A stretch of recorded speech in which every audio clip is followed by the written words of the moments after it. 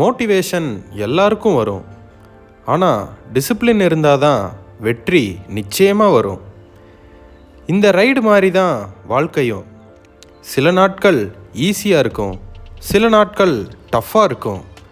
ஆனால் தினமும் ரைட் பண்ணுறது தான் டிசிப்ளின். சில நேரம் மனசு சொல்லும் இன்னைக்கு வேண்டான்னு, நாளைக்கு பண்ணிக்கலாம் அப்படின்னு சொல்லும். ஆனால் அந்த நேரத்தில் கூட நிறுத்தாமல் செய்கிறவங்க தான் வெற்றி அடைவாங்க.